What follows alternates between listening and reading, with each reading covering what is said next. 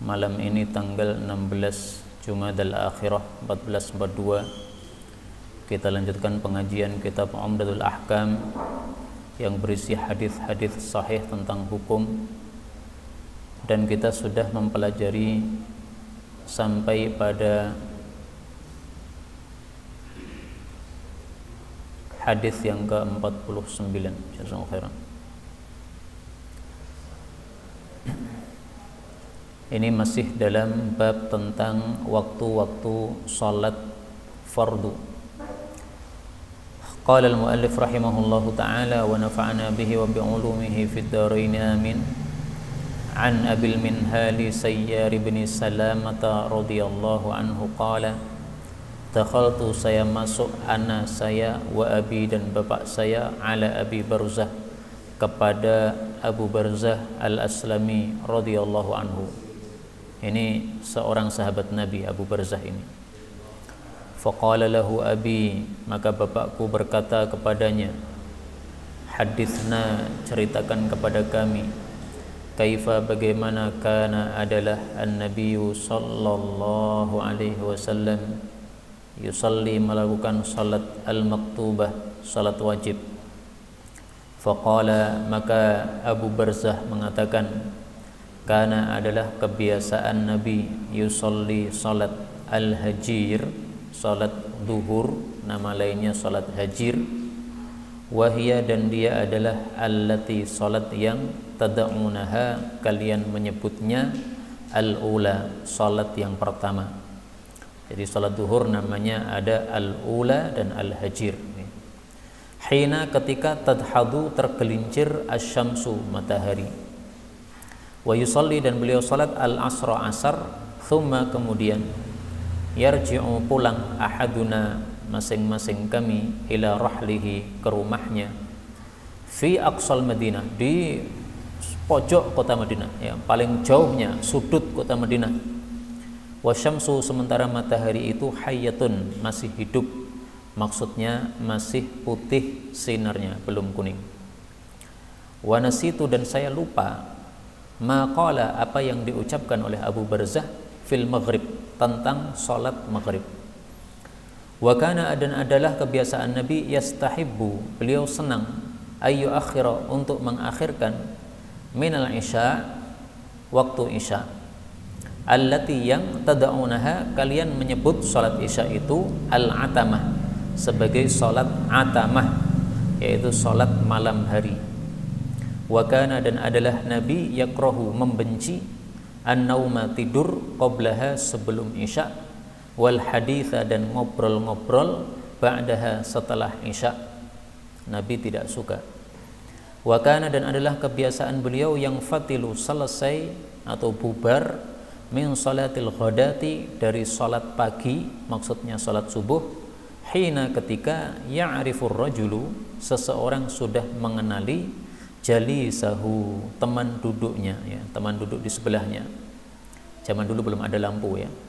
Wa kana, dan adalah Nabi, yaqra'u, membaca, fiha, di dalam salat subuh, bisittin, 60 ayat, ilal mi'ah, sampai 100 ayat, dibagi dalam 2 rakaat. Kaum muslimin rahimani wa rahimakumullah, hadis ini bicara tentang waktu-waktu salat. Waktu salat duhur adalah hina tadhadus syamsu, ketika matahari sudah tergelincir.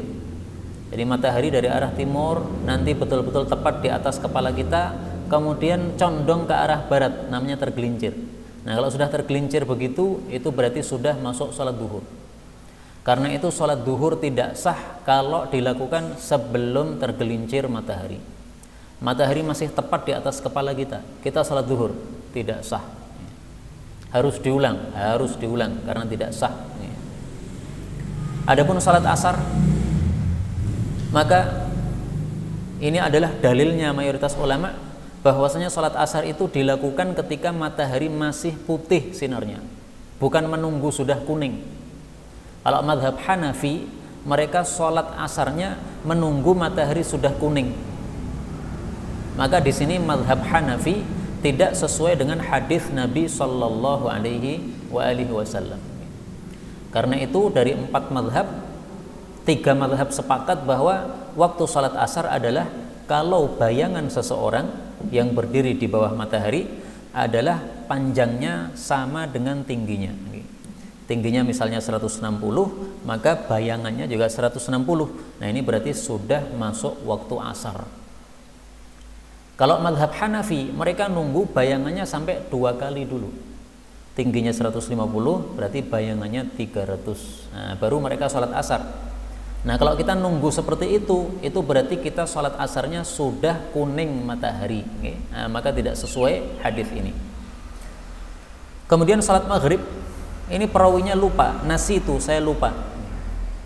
Dan ini menunjukkan bahwasanya ulama bisa lupa. Ini ulama perawi hadis, ternyata dia lupa hadisnya untuk sholat maghrib waktunya kapan.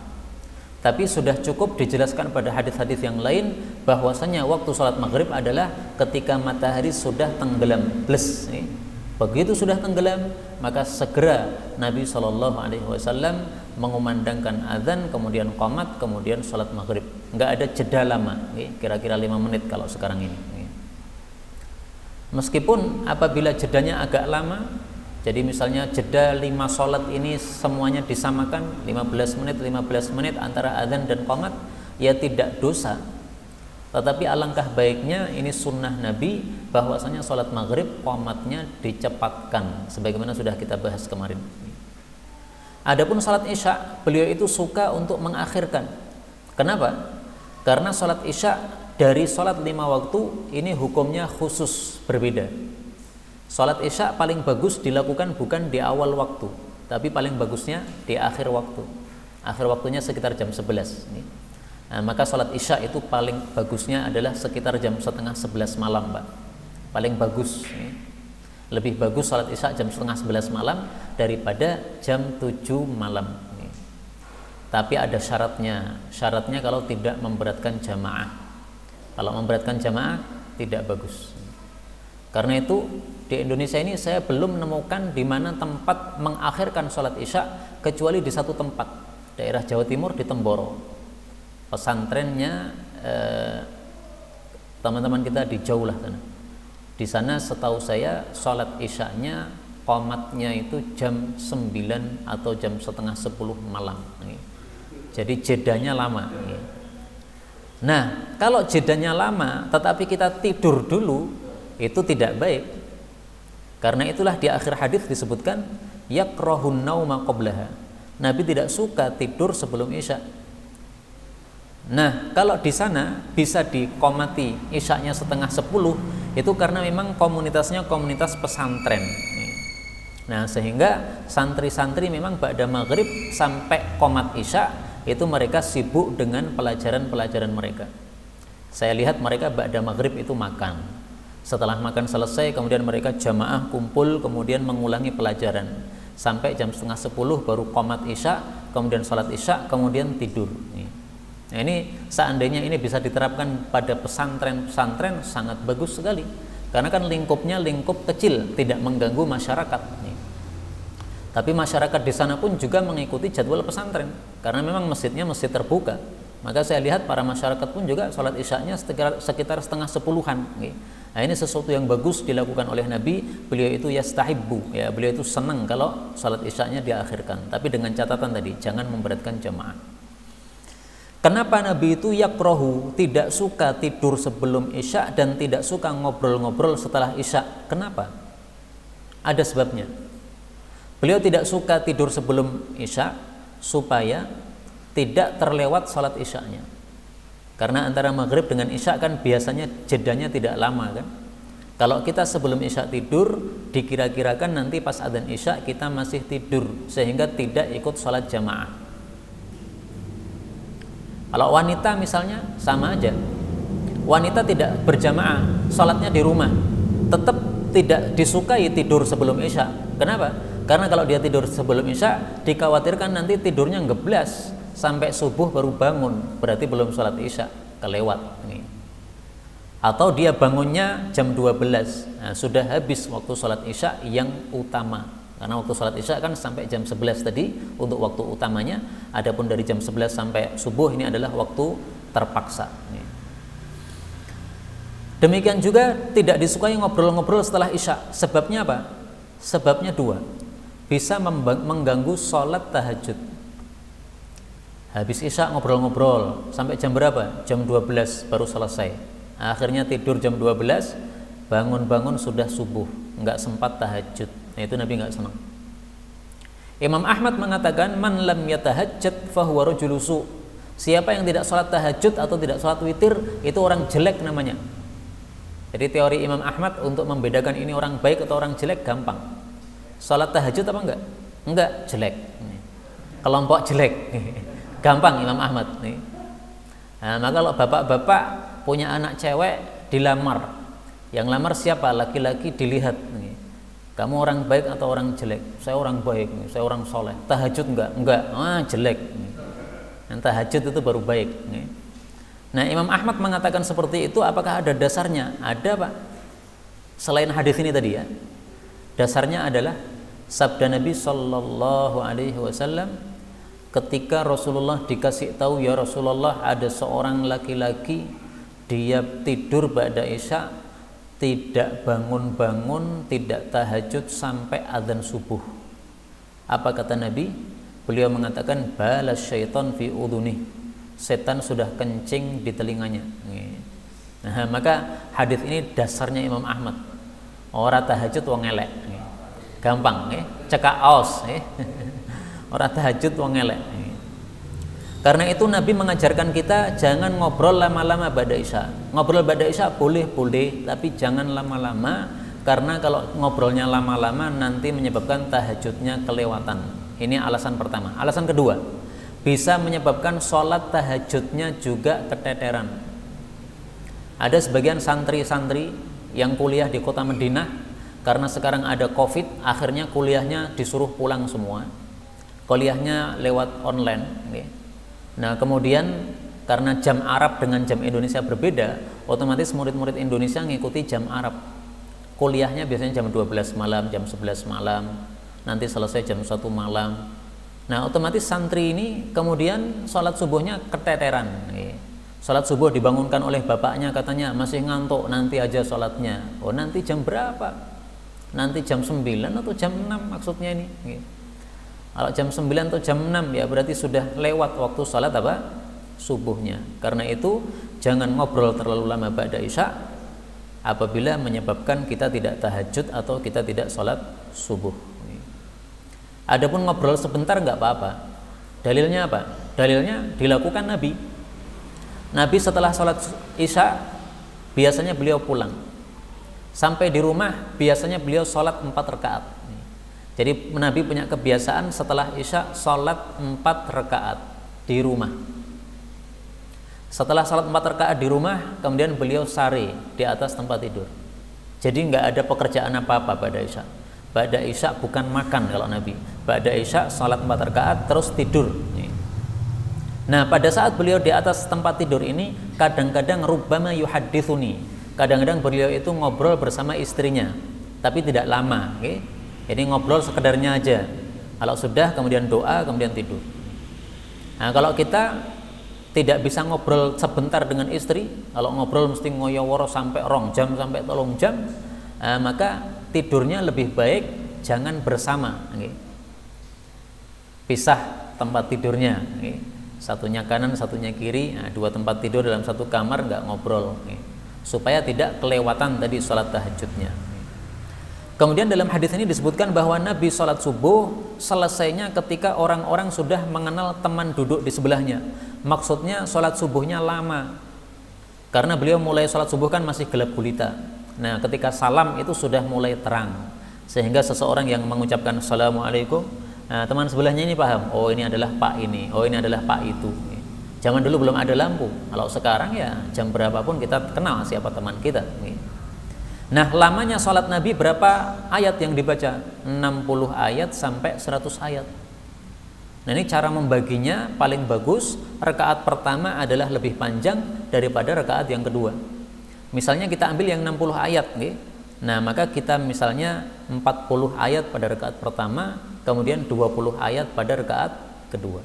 Bukan 30-30. Meskipun juga boleh 30-30, tapi sunnahnya Nabi rakaat pertama dipanjangkan dari rakaat yang kedua. Contoh Pak ya, supaya panjenengan bisa menggambarkan bagaimana panjangnya salat Nabi sallallahu alaihi wasallam. Salat subuh 30 ayat satu rakaat, 30 ayat lagi satu rakaat. Nah, contohnya ini surat Al-Mulk. Ini 30 rakaat, 30 ayat ini. Nah, maka kalau kita salat subuh membaca 30 ayat, contohnya ini. Tabarakalladzi biyadihil mulku wa huwa ala kulli syai'in qadir. Terus sampai katam, Pak. Ini baru dapat 30 ayat. Tambah lagi 30 lagi. Nah, ini kalau kita praktekkan zaman sekarang, mungkin banyak yang lari jamaah. Salatnya kesuwen. Tapi memang Nabi salatnya lama seperti itu. Kenapa Nabi sholatnya lama? Karena Nabi tahu para sahabat itu sudah kuat-kuat mereka, sehingga mereka itu sudah biasa diimami dengan surat-surat yang agak panjang gini. Tapi beliau menyuruh Mu'adz bin Jabal untuk membaca surat-surat yang pendek. Surat Wasyamsi, surat Wal-Laili, surat Al-A'la, surat Al-Ghasyiyah. Kenapa? Karena jamaahnya bukan sahabat-sahabat Nabi yang sudah lama-lama ngaji, tapi orang-orang umum. Nah, sehingga sholatnya diperingan. Sayyidina Umar punya kebiasaan kalau sholat subuh rakaat pertama itu beliau membaca surat ini, Al-Kahfi. Alhamdulillahilladzi anzala ala abdihil kitaba wa lam yaj'al lahu iwaja.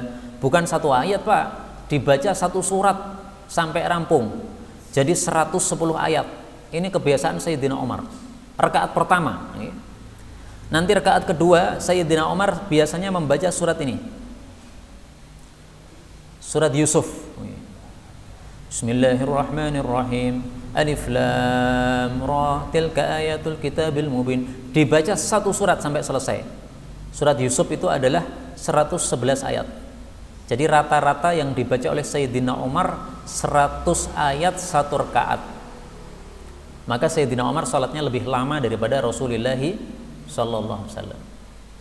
Lah Sayyidina Umar melamakan salatnya begitu kenapa? Karena dia tahu makmumnya adalah orang-orang kuat, sehingga disolati seperti itu nggak ada yang protes.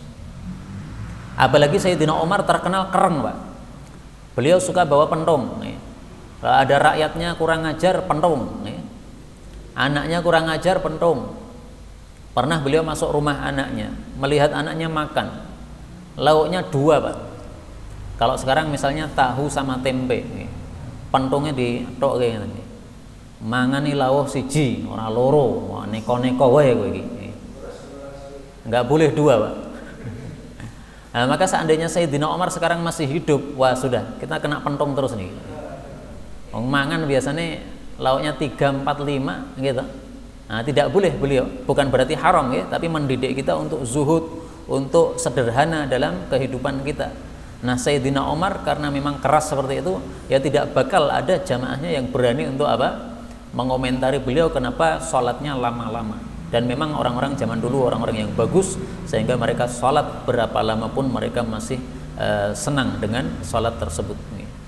Nah, ini sekedar untuk menggambarkan bagaimana sholat Nabi agak lama, dan ini betapa jauhnya kita dengan sholat Rasulullah sallallahu alaihi wasallam. Tapi nggak ada masalah. Yang penting sholat kita sudah sah karena sudah memenuhi peraturan. Jangan seperti orang-orang yang sholatnya 23 rakaat 7 menit. Nah, kalau itu tidak sesuai aturan itu sholat yang mardud, yang tidak diterima oleh Allah. Kenapa nggak diterima? Tidak memenuhi persyaratan. Nah, tidak ada tumak ninahnya, berarti tidak diterima oleh Allah Subhanahu wa taala. Kita lanjutkan hadis 50. An Aliyin radhiyallahu anhu, anna Nabiyya sallallahu alaihi wasallam qala. Nabi bersabda yaumal Khandaq, pada hari perang Khandaq. Ini tahun 5 Hijriah, ini perang Ahzab. Mala Allahu, semoga Allah memenuhi kuburahum, kuburan-kuburan mereka orang-orang kafir, wa buyutahum, dan rumah-rumah mereka, naron, dengan api neraka. Kenapa? Kama, sebagaimana syaghaluna, mereka telah menyibukkan kita, anis salatil wusta, dari salat yang terbagus, maksudnya salat asar, hatta, sampai ghabatis syamsu, tenggelam matahari. Dalam lafalnya Imam Muslim disebutkan syaghaluna, mereka orang kafir menyibukkan kita anis salatil wusta, dari salat yang terbagus, salatil asr, yaitu salat asar.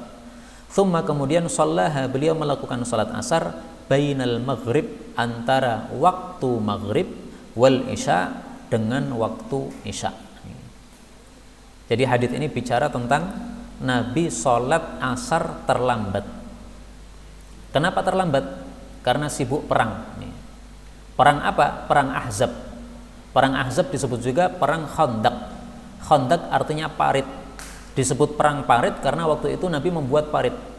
Ini kota Madinah bagian timur sudah aman karena ada bebatuan hitam, nggak bisa dimasuki oleh orang kafir. Bagian barat juga aman sama. Bagian selatan juga aman karena sudah ada perkampungan Yahudi yang damai dengan kaum muslimin, sehingga tidak mungkin dibuka untuk musuh lewat. Tapi bagian utara kota Madinah ini yang kurang aman. Nah, maka utara kota Madinah ini oleh Nabi SAW dibikin parit dari timur sampai barat, sehingga orang kafir nggak bisa masuk kota Madinah. Nah, paritnya ini kan lebar sekali, dalam sekali. Kalau ingin mengetahui silahkan dilihat di internet. Berapa lebarnya parit tersebut, berapa dalamnya parit tersebut, tidak kebayang sekarang ini. Intinya para sahabat kerja keras bagaimana membuat parit ini. Akhirnya pada suatu hari mereka itu terpaksa melayani musuh-musuh ini. Akhirnya para sahabat tidak sempat sholat asar tepat pada waktunya. Maka Nabi marah. Karena Nabi marah, maka Nabi mendoakan kejelekan. Semoga orang-orang kafir itu kuburannya dan rumah mereka dibakar oleh Allah, karena mereka sudah menyibukkan kita sehingga tidak bisa sholat asar tepat waktunya. Nah, jadi salah satu sifat yang baik adalah kalau kita terlambat waktu sholat, kita perasaannya jadi tidak senang, marah. Kenapa saya kok bisa terlambat seperti ini? Jadi menyesal.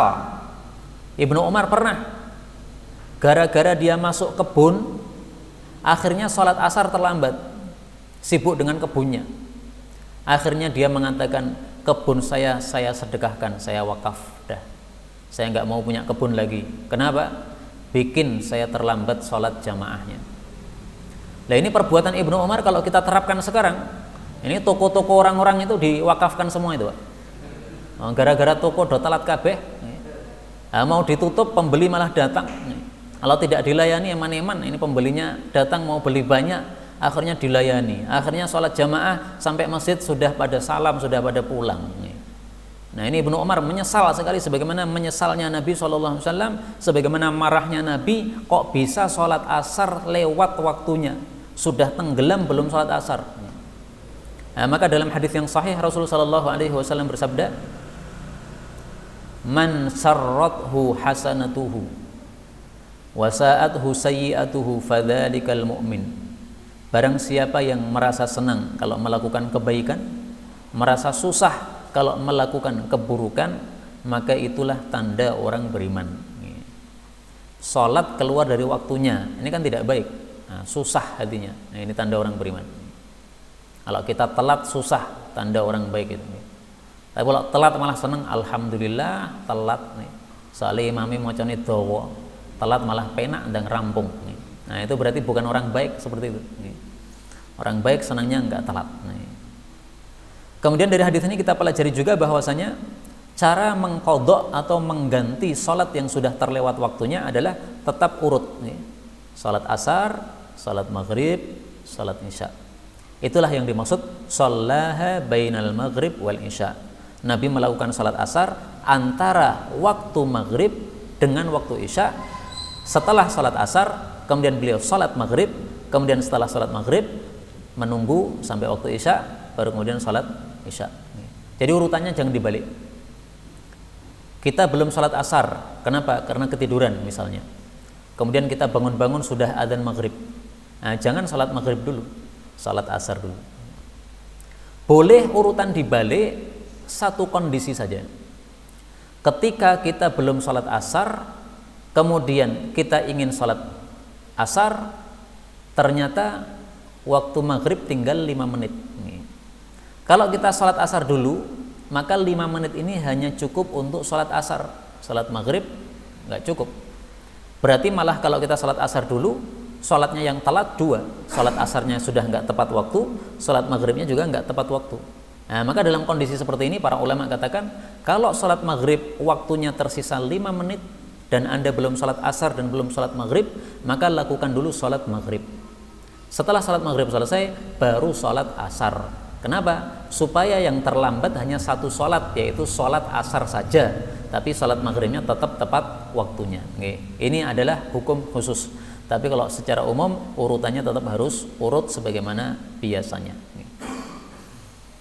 Kemudian dari hadis ini kita pelajari juga bahwasanya kata-kata as-sholatil wusta, sholat yang terbagus itu adalah sholat asar. Memang para ulama berselisih pendapat, sholat wusta, sholat paling bagus itu sholat apa? Ada yang mengatakan itu sholat subuh, ada yang mengatakan itu sholat duhur, ada yang mengatakan itu sholat Jumat, ada yang mengatakan itu sholat asar, ada yang mengatakan itu sholat maghrib, ada yang mengatakan itu sholat isya, ada yang mengatakan itu adalah sholat tertentu tetapi kita nggak tahu yang mana. Sebagaimana Lailatul Qadar, kita nggak tahu yang mana. Jadi ada berapa ini? Ada 7 pendapat. Nah, maka dari pendapat-pendapat ini yang paling benar adalah sholat wusta adalah sholat asar. Karena Nabi sendiri yang mengatakan sholat wusta adalah sholat asar. Jadi begini, kalau kita membaca Quran ya, hafidhu 'alas sholawati was sholatil wusta, surat Al-Baqarah ayat 238. Jagalah semua sholat-sholat yang wajib, demikian juga sholat wusta, yaitu sholat yang terbaik, jagalah. Nah, apa ini sholat wusta? Nah, ini kita pilih tafsiran dari Nabi. Nabi menafsirkan sholat wusta adalah sholat asar. Loh, sholat asar kan sudah termasuk as-sholawat, termasuk sholat-sholat wajib yang 5 waktu. Iya, termasuk.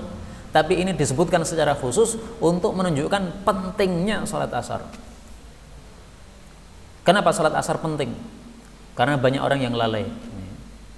Kalau zaman dulu orang lalai dari sholat asar, kenapa? Masih sibuk kerja.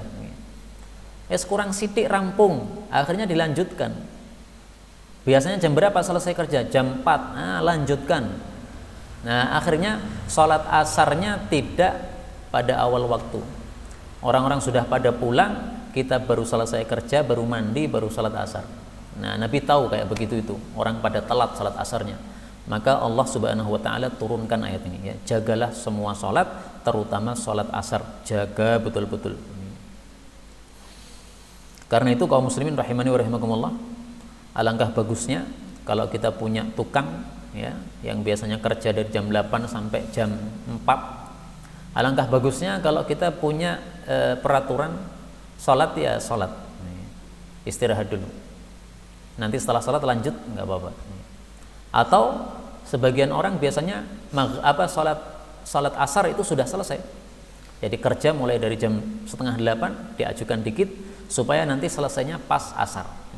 Adzan asar udah lauk nih, udah selesai. Nah, ini malah lebih bagus supaya dia tidak terlambat dari sholat asarnya. Kita lanjutkan hadis 51. Walahu, dan diriwayatkan oleh Muslim an Abdullah bin Mas'ud radhiyallahu anhu qala, habasa, telah menahan al-musyrikun, kaum musyrik, Rasulullah sallallahu alaihi wasallam an salatil asr, dari salat asar. Hatta, sehingga ihmarratis syamsu, memerah matahari. Au qala isfarrat, atau rawi mengatakan sudah menguning matahari. Faqala Rasulullah sallallahu alaihi wasallam, maka Nabi bersabda, syaghaluna, mereka sudah menyibukkan kita, anis salatil wusta, salatil asr, dari salat yang terbagus yaitu salat asar. Mala Allahu, semoga Allah memenuhi ajwafahum, bagian tengah mereka, maksudnya tubuh mereka ya, perut mereka, wa kuburahum, dan kuburan-kuburan mereka, naron, dengan api neraka. Au qala, atau Nabi bersabda, hasyallahu, semoga Allah memenuhi ajwafahum wa kuburahum naro. Ini hadisnya sama dengan hadis sebelumnya, dan ini menunjukkan bahwa apabila kita terlambat dari sholat karena ada satu sebab atau satu udzur, maka nggak ada masalah, nggak dosa. Dosa itu kalau tidak punya udzur. Rasulullah Shallallahu Alaihi Wasallam pernah ketiduran. Gara-gara ketiduran beliau sholat subuhnya setelah terbit matahari. Waktu itu beliau safar. Safar, kemudian di akhir malam beliau singgah di satu tempat. Ketika singgah, beliau sudah mempersiapkan supaya nanti sholat subuhnya tidak telat. Beliau bertanya, siapa nih yang mau menjaga nanti pas adzan, pas waktu subuh dia membangunkan. Jadi yang jaga tidak boleh tidur. Sayyidina Bilal mengatakan, ya Rasulullah, saya saja yang jaga, silahkan panjenengan tidur. Semuanya tidur, Sayyidina Bilal enggak tidur. Dia duduk, Pak. Tapi duduknya kemudian bersandar pada untanya. Nah, namanya orang bersandar kan enak nih. Akhirnya ngantuk nih. Nah, begitu dia ngantuknya sampai terbit matahari baru bangun. Maka seluruh para sahabat waktu itu semuanya sholatnya subuhnya terlambat. Para sahabat susah. Gimana ini ya Rasulullah? Gara-gara kita tidur, kita sholat subuhnya ini jadi terlambat ini. Maka beliau mengatakan, tenang. Innahu laisa fin naumi tafritun. Kalau itu disebabkan karena ketiduran, ada sebabnya, maka ini tidak teledor namanya. Innamat tafrit fil yaqadah. Yang disebut teledor itu kalau ketika kita bangun tidak tidur, kemudian sengaja mengundur-undur sampai akhirnya terlambat waktunya. Karena ada pembeli maka dijuali, ada lagi datang dijuali, terus, akhirnya adzan maghrib baru selesai pembeli padahal belum salat asar. Nah, itu namanya teledor. Kemudian beliau mengatakan kalau seseorang lupa atau tertidur dari satu salat, hendaklah dilakukan apabila dia ingat. Hadis riwayat Imam 4 sahih. Hadis 52. An Abdullah bin Abbas radhiyallahu anhu qala a'taman Nabi sallallahu alaihi wasallam, Nabi mengakhirkan bil isya, salat isya. Fa kharaja Umar, maka keluarlah Sayyidina Umar. Faqala, mengatakan, as-salata ya Rasulullah, salat isya wahai Rasulullah. Raqadan nisa, sudah tidur para wanita-wanita, wasibyan, juga anak-anak. Ya, jadi maksudnya sudah sangat malam ini. Anak-anak dan istri-istri sudah pada tidur di rumah. Fa kharajan nabiyyu, maka keluarlah Nabi sallallahu alaihi wasallam. Wa ra'suhu, sementara kepala beliau yaqturu ma'an, meneteskan air. Maksudnya beliau habis mandi. Jadi habis hubungan intim dengan istrinya.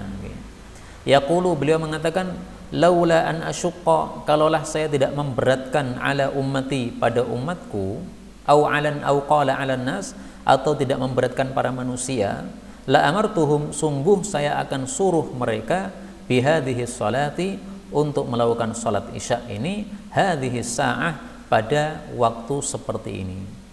Nah, inilah dalil bahwasanya salat isya itu paling bagusnya diakhirkan. Yang dimaksud diakhirkan, dilakukan di akhir waktunya. Salat isya waktunya adalah separuh malam pertama. Cara menghitung separuh gimana? Dari jam 6 maghrib sampai subuh dihitung, kemudian diparuh.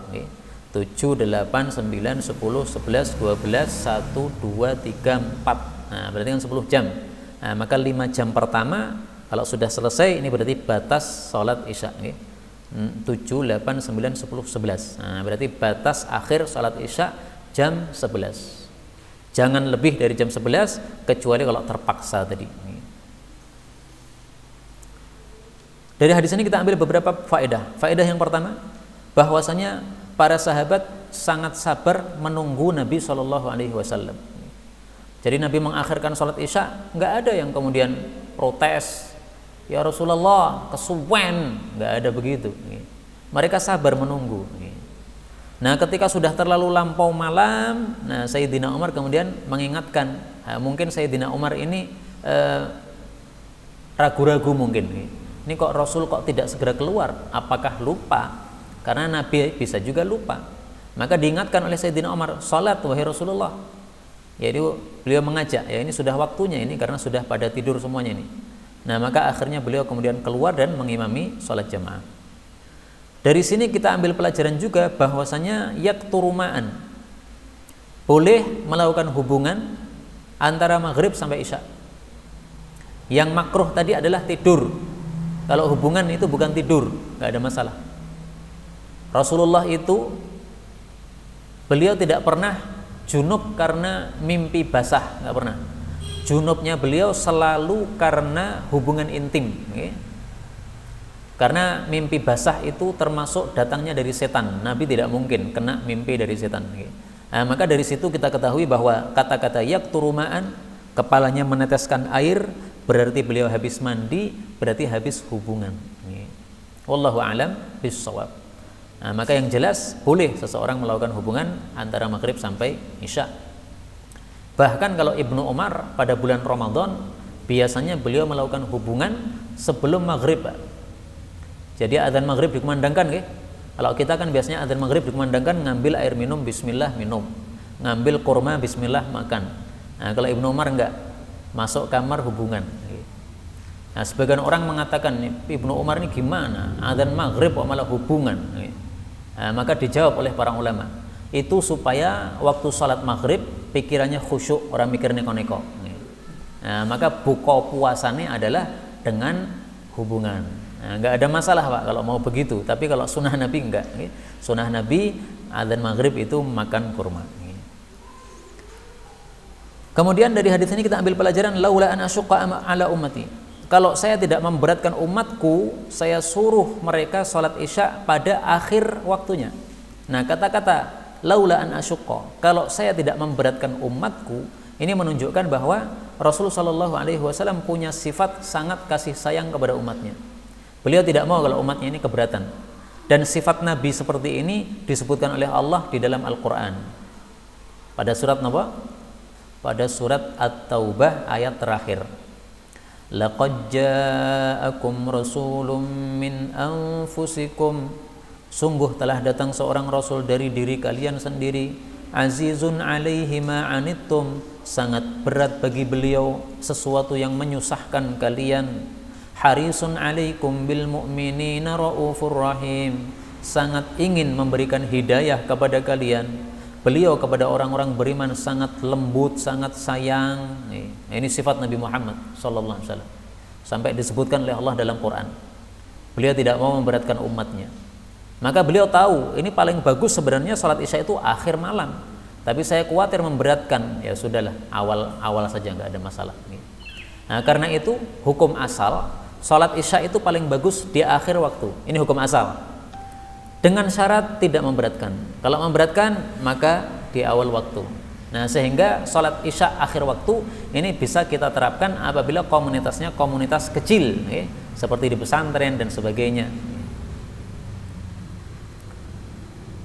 Kemudian kita ambil pelajaran juga dari hadis ini bahwasanya Rasulullah SAW beliau sangat ingin amalan-amalan itu dilakukan yang paling utama.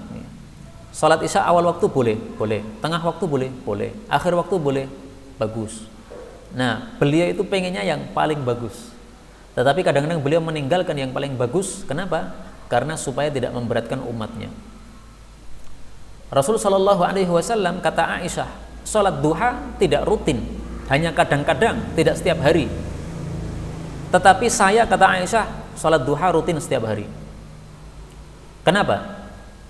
Aisyah mengatakan karena Rasulullah itu seringkali meninggalkan amalan-amalan yang beliau sukai itu gara-gara khawatir kalau amalan itu nanti diwajibkan oleh Allah sehingga memberatkan umatnya.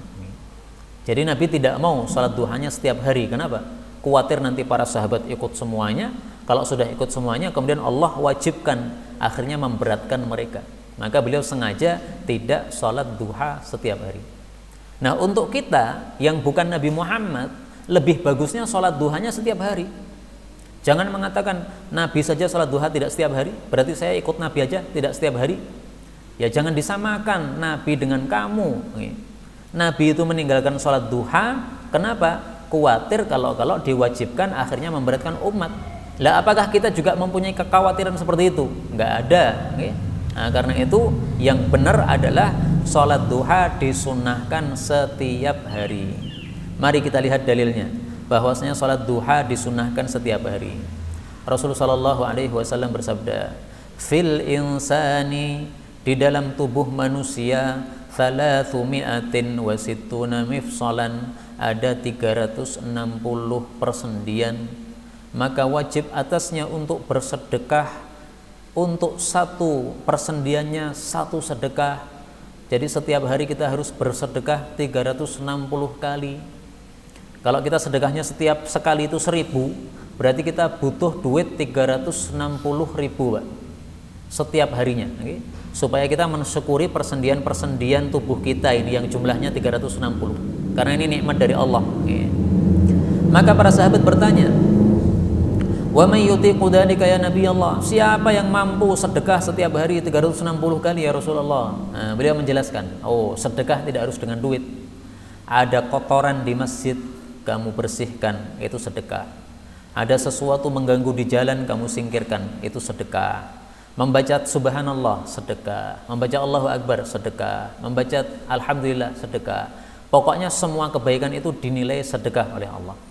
Kemudian beliau mengatakan, fa illam tajid, kalau kamu juga tetap tidak bisa melakukan 360 kali sedekah, maksudnya amalan kebaikan, faraq atau duha, maka 2 rakaat salat duha tujzi'uka, sudah mencukupi Anda. Nah, kita dikasih persendian oleh Allah 360. Ini setiap hari harus kita syukuri.